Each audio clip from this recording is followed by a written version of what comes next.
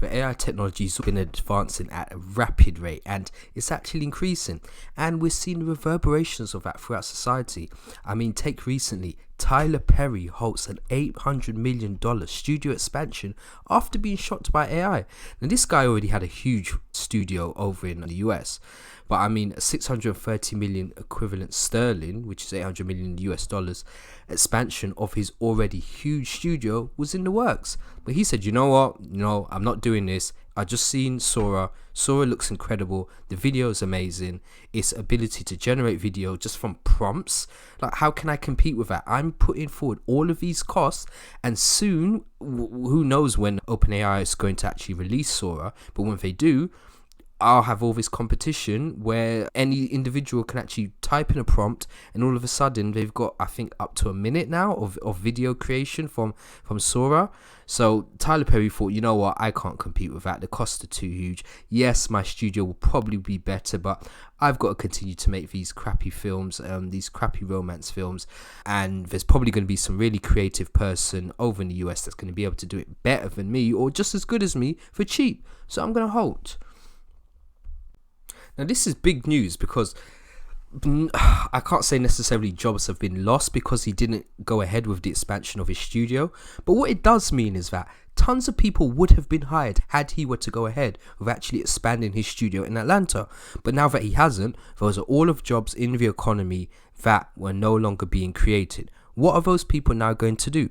They're going to have, those people that would have been hired now have to go look for jobs elsewhere, or perhaps just not even enter into the industry in the first place. Now, that's not good for the economy, and this is what is basically, in a sense, technological unemployment. And this is what Peter Joseph and the Zeitgeist movement and all of those guys over there were talking about over 10 years ago, and now we're starting to see this come into fold. But you're not hearing it in the media so much. I mean, stories like this you might hear, but overall, this is probably happening more than you actually think or know. And the reason is that you're not hearing about it is probably because it's not in the interest of the people that actually want their AI projects to go ahead. It's not in their interest to have these negative stories out in the media, because I mean, you don't want your average citizen to think, oh no, AI is going to take my job. Oh look, here was a guy called Tyler Perry who's going to create this huge studio, and that was going to be the start of my career had I joined his studio and worked for it. They want these studio stories to be swept under the rug, and that's probably why a lot of these stories are actually, or these things are happening, but you're just not hearing about it. Sora directly affects a whole plethora of jobs in the film industry. This is going from actors to editors to sound specialists, transportation crew. These are all people that probably would have been hired by Tyler Perry had he continued with the expansion of his studio. But now these jobs are never going to be created.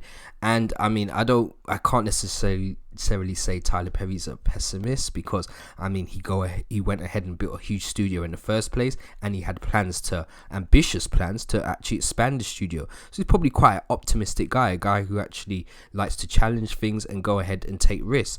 But here, he clearly thought the risk of AI making his studio obsolete was way too high. He was way too impressed by Sora, and he took the risk-adverse route, and that was to put the expansion of the studio on hold and perhaps even end it altogether. And this is nothing new in Hollywood. I mean, we've been seeing strikes all over recently. I think only up to maybe a couple of months ago have the strikes stopped. But this is going to be a consistent theme and an ongoing theme that we see going forward. So we need to keep our eyes on this. So in other news, Google just announced Genie. This is an AI that can generate interactive video games. Now, that doesn't sound huge. Well, it should sound like a huge deal to you. And it is a huge deal. Because basically what you could do is you could make a sketch of something, give it to Genie, and all of a sudden, Genie will make your sketch come to life.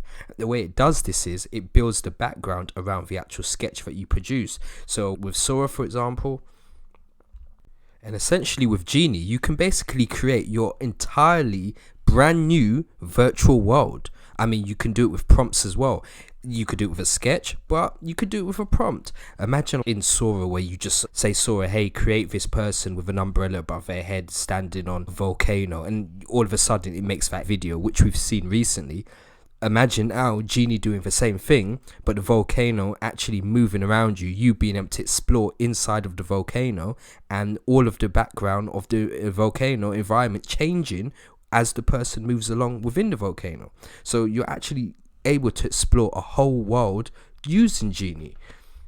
Now, Genie is using something called text-to interaction. I mean, you're probably accustomed to text-to-video, maybe even heard of text-to-action, and we all know of text-to-speech. But this one is text-to-interaction. Output something playable. And aside from just using sketches that Genie will make come to life practically, or a prompt where it will change the background and produce the background for you, or make interactive games for you, you can also use it based on photos. I mean, you could give it a photo, and then all of a sudden the background of the photo becomes a world that the person in the photo can actually explore. Now, Genie has been trained on hundreds of thousands of hours of unsupervised public internet gaming. But the strangest thing of it all is, imagine you gave it a picture of, I don't know, a character in the middle of some landscape. All of a sudden, Genie knows that the person in the landscape is the actual main character, and then it will actually build the landscape around that character, and you can become the character and use that character to actually explore the environment. Now imagine Genie being linked with OpenAI Sora. How would that work? I mean, you've got Sora where you can input a prompt, and all of a sudden you have a video just based on the prompt you input. Now, with Genie's side of things, you can actually make the video output interactive. So all of a sudden, you could create a prompt, let's say, of a person swimming with whales. That video would go for 1 minute, and then maybe at the end of the minute, you can become that person, and you can explore different parts of the sea along with different whales in the background. 3D platformers Amazing. to 2D platformers to And there's already videos out there of OpenAI Sora being linked with 11 Labs. Now, all of a sudden, you've got the audio to go with the video creations that you created based on your prompts, and that brings everything to life, because the actual sound is what gives the videos even more life.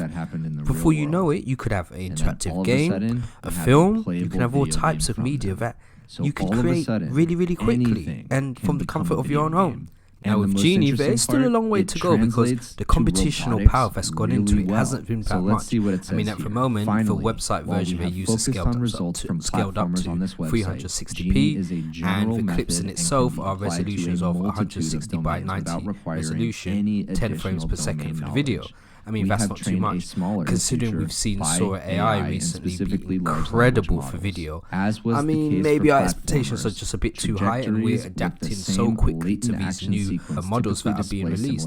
But with time and with more computational power, who knows how great Genie will be? It will probably be amazing. In other news, Google is receiving kind of huge backlash because of its multimodal model, Gemini.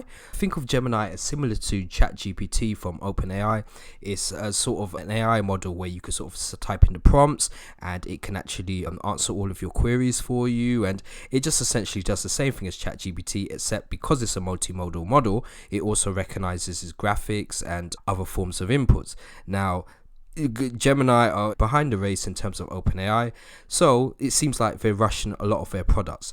Now, Gemini 1.0, the reason it's in the news is because it's actually giving historically inaccurate results. Now, there's a lot of backlash going on in society with woke culture and all other types of cultures, and of course this was going to hit mainstream news. So what happened was, you're getting scenarios where if you type in particular prompts, you might get, for example, an Asian person who is in the form of a Nazi soldier. A specific example of one of his errors was a person asked Gemini to actually create an illustration of a German soldier back in the 40s, and the AI generated drawings actually made sure that none of the actual soldiers were white, and they were in Nazi uniforms. I mean, it's creating images of the founding fathers of the US as all types of different ethnicity and races. So I mean, we understand why Gemini are actually trying to make their results quite inclusive, but there's also an importance to make things historically accurate, and I think they have to go back to the drawing board when it comes to their models in this sense. Now, to fast forward, they actually do have now Gemini 1.5, which is a huge parameter and large context window. This is not out for release yet, but we're hoping that that model won't have the same issues as their current Gemini 1.0 model. Now, they've actually temporarily limited the ability to create images of people at the moment because of this backlash that they faced with their historically inaccurate results. And I think that's the right choice that they should have made.